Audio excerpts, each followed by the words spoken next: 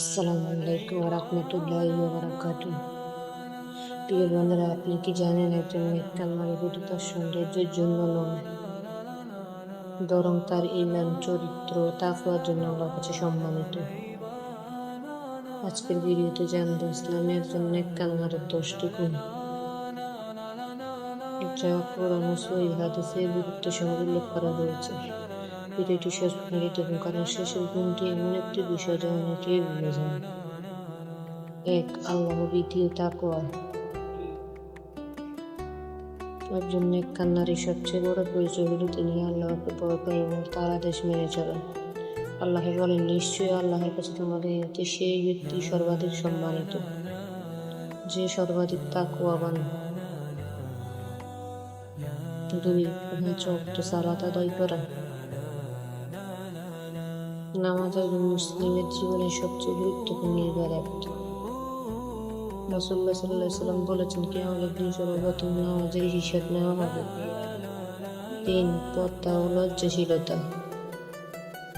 লজ্জাশীলতা ঈমানের অংশ। রাসূলুল্লাহ সাল্লাল্লাহু আলাইহি ওয়াসাল্লাম বলেছেন, লজ্জাশীলতা ঈমানের একটি শাখা। 4. সত্যবাদী হওয়া। নেককার নারী কখনো মিথ্যা বলে না।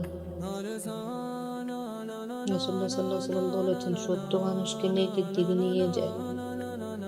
5. স্বামীর হক আদায় করা যদি বিবাহিত হন। স্বামীর প্রতি সদাচরণ ইসলামের অত্যন্ত গুরুত্বপূর্ণ, তবে মনে রাখতে হবে কোনো মানুষের অনুগত্য আল্লাহর অবাধ্যতার বিনিময়ে বৈধ নয়। 6. বাবা মায়ের সম্মান করা। আল্লাহর ইবাদতের পরে বাবা মায়ের প্রতি সৎ ব্যবহারের নির্দেশ এসেছে। 7. গীবত ও হিংসা থেকে দূরে থাকুন।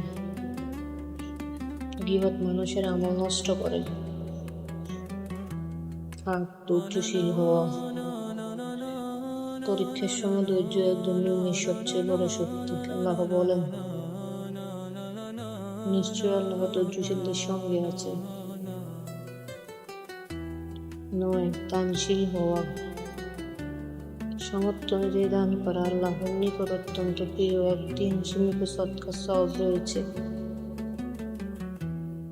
10. কোরআনের সঙ্গে সম্পর্ক রাখা।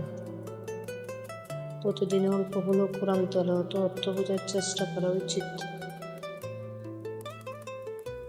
রাসূলুল্লাহ সাল্লাল্লাহু আলাইহি ওয়াসাল্লাম বলেছেন, তোমাদের মধ্যে সর্বোত্তম সেই ব্যক্তি যে কোরআন শিক্ষা করে অন্যকে শিক্ষা দেয়।